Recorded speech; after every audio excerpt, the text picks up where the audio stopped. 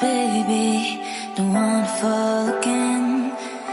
Okay, so episode number 7 is about all those pregnancy miscellaneous things that I really wanted to share, and they might come in the MCQ section. For example, what will be the height of fundus, and what will be the height of uterus? What are the signs and symptoms of presumptive signs and symptoms, which I've already discussed the meaning of presumptive. That means patient feels that in first trimester, second trimester, and third trimester. So if you want, you can skip the video, but if you really want to understand the minor MCQs, so you can. So basically, the first thing you have to understand is that presumptive signs वो होते हैं जो patient को feel होते हैं, which I've already discussed in episode number 6. Now, first trimester it's different, second trimester it's different, and third trimester it is different. First trimester में you have amenorrhea. Common sense है, periods miss होंगे तो first trimester में miss होंगे. It's because of progesterone, it might come. Then the second is that you have your morning sickness. Morning sickness is actually जो patient को vomiting sessions होते हैं और नॉजिएटिंग सेशंस होते हैं प्रेग्नेंट फीमेल को.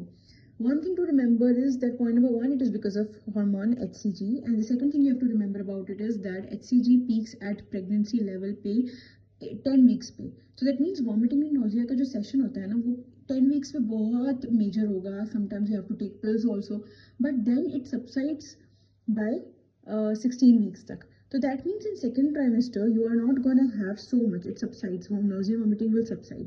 Then you have urine frequency. Pregnant women have higher frequency of urines, passing of urines, and it is mostly in first trimester and in third trimester. Second में क्यों नहीं होता? Let's see. First trimester में, because we all know that uterus is a pelvic organ. हमेशा याद रखना that uterus आपके पास जो होता है ना नॉर्मल नॉन प्रेग्नेंट फीमेल में वो pelvic organ होता है. तो इनिशियली जब ऐसा ऐसा बेबी ग्रो होगा तो वो एब्डोमिनल ऑर्गन बनता जाता है. तो इनिशियली फर्स्ट ट्राइमेस्टर पैल्विक में आपके पास जब बेबी ग्रो होगा तो उसका प्रेशर पड़ेगा टू द ब्लैडर, तो फ्रिक्वेंसी ज़्यादा होगी.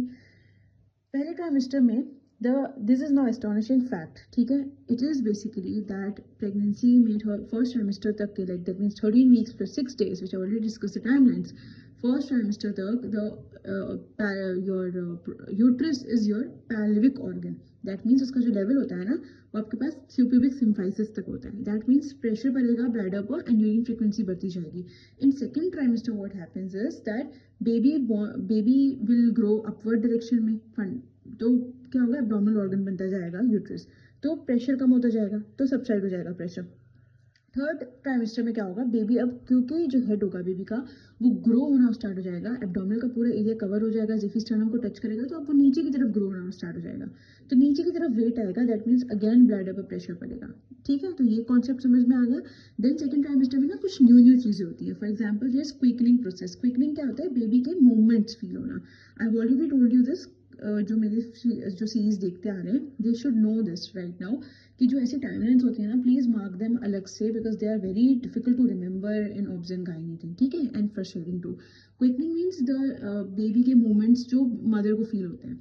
जो प्राइमरी ग्रेविडा होती है उसमें थोड़ा टाइम लगता है, तो that means it is she is gonna feel it in 18 to 20 weeks. जो मल्टी ग्रेविडा होती है उसको तो एक्सपीरियंस होता है तो वो फील करेगी थोड़ा जल्दी. उसकी बॉडी अडॉप्ट हुई होती है, उसकी सेंसेशंस थोड़ी सी ज़्यादा होती हैं, तो एंड वो एक्सपेक्ट भी जल्दी कर रही होती है, तो 16 to 18 वीक्स में वो फील करेंगी.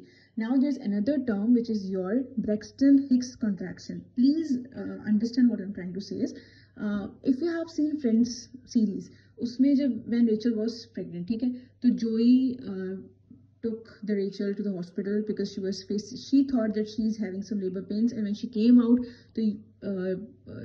when the doctor says that no worry, don't worry, it's just the Braxton Hicks contractions, and for that Ross started laughing. And the iconic dialogue comes from there that no uterus, no opinion. But actually Rachel was a drama buzz and Ross was right that जो Braxton Hicks contractions होते हैं ना वो labor pain से different होते हैं. Braxton Hicks contraction second trimester में होते हैं and वो 16 weeks में होना start होते हैं and वो near term में बढ़ते जाते हैं, but they are painless. They are not labor pains की तरह. Labor pains तो start होंगे near term and when they start they with time उनकी contractions भी बढ़ेंगी और वो painful होते जाते हैं. सेकेंड, इसमें सर्वाइकल डायलेशन नहीं होती ब्रैक्सटन हिक्स में, so you do not need to worry, but एक कन्फर्मेशनल चेकअप जरूरी है. Otherwise labour pains will always lead to cervical dilation. Now there's another thing which you have to understand in the second trimester that happens is fetal heart sounds. Already told you that अगर आप hand held Doppler से check करोगे तो 20th week में होगा और stethoscope से 10th week में होगा। प्लीज़ स्टेथोस्कोप से 20 वीक्स में होगा और हैंड हेल्ड डोपलर से 10 वीक्स में होगा।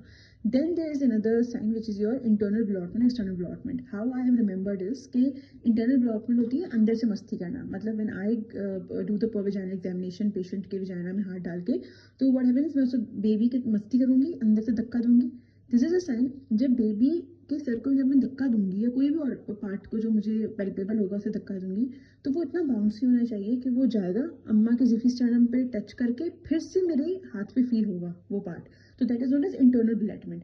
अगर यही चीज़ मैं बाहर से करूंगी कि अम्मा के जो एब्डोमेन होता है उस पर मैंने एक हाथ पे हाथ रख दिया एक साइड पे, दूसरे हाथ पे हाथ रख दिया साइड पे, मैंने बेबी के एक पार्ट को ऐसे धक्का दिया, तो मुझे दूसरे हाथ पे वो फील होना चाहिए और वो बाउंस बैक करके टच करके फिर से यहाँ पे मुझे फील होना चाहिए। That is known as external blotment. अच्छा, how I remembered is because the dates are very confusing. So internal blotment is अंदर की मस्ती। आई थिंक जब 16 years, I am not talking about Gen Z people, they are very forward in everything. I am talking about millennials people like me.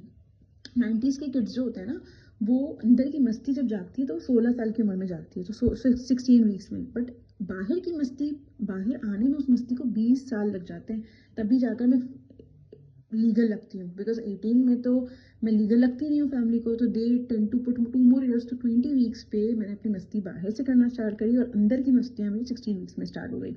Then you have certain cutaneous changes and breast changes, which are actually known as cutaneous nigra, colosma, strata gravidum. They are very common. I think you should know these terms. Then third trimester में again same things, urine frequency बढ़ जाती है. There's different thing which is happening over this. You have pedal edema. Okay, understood.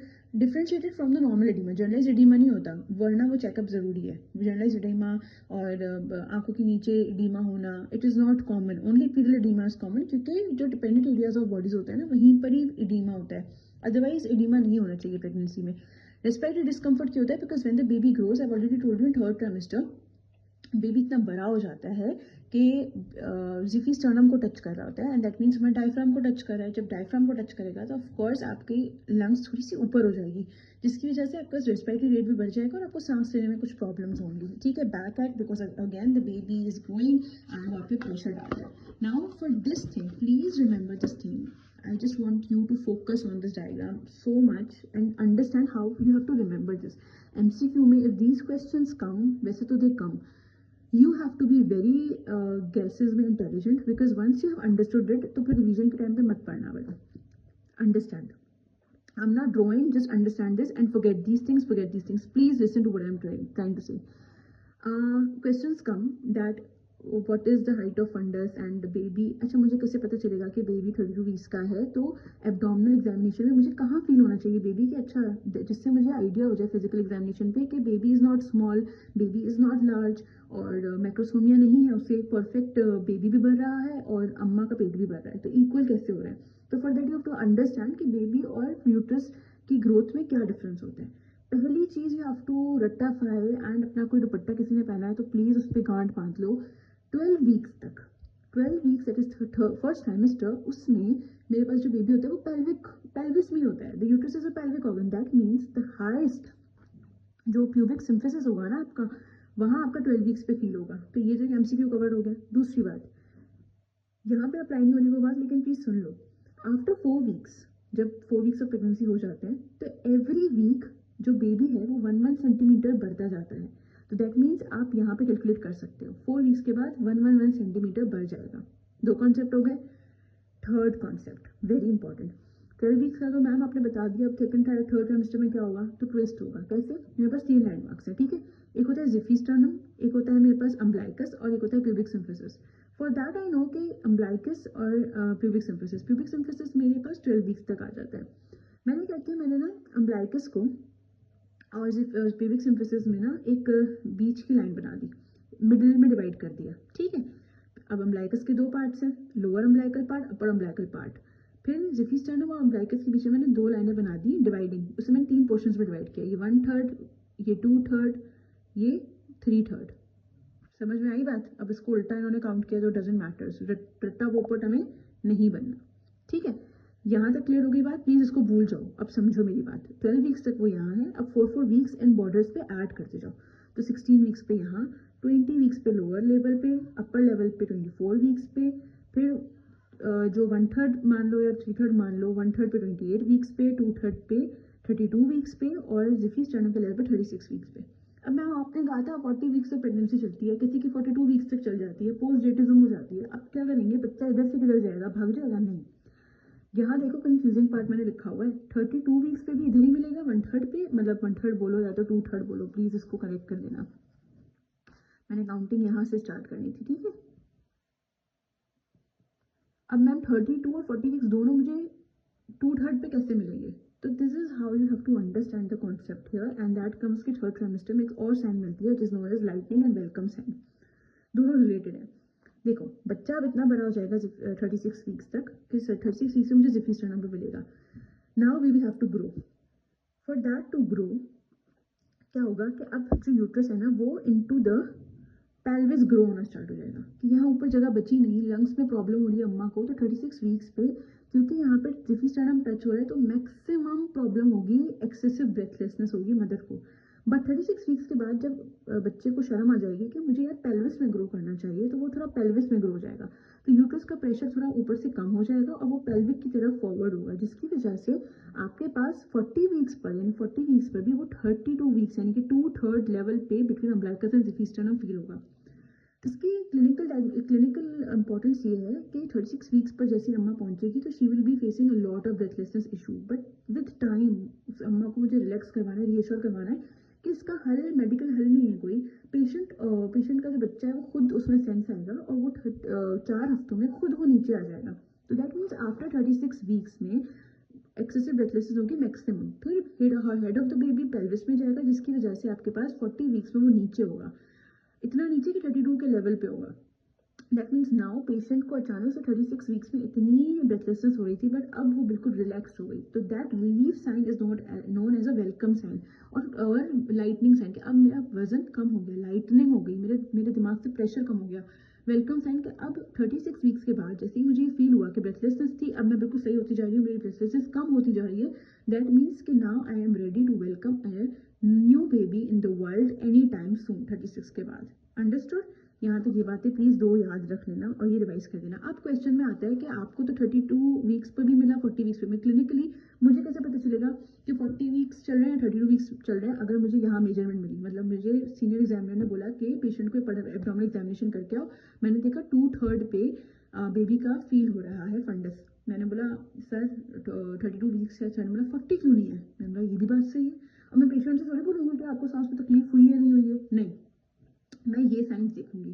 मैं देखूंगी अगर foetal head मुझे examination पे feel हुआ तो मतलब बेबी अंदर ग्रो हो चुका है, दैट मीन्स 40 वीक्स होगा। बेबी के फ्लैंक्स, मदर के फ्लैंक्स बड़े हुए होंगे, फिल्ड होंगे, दैट मीन्स बेबी नीचे आया है, और शेल्विंग होगी तो 40 वीक्स होगा, ठीक है।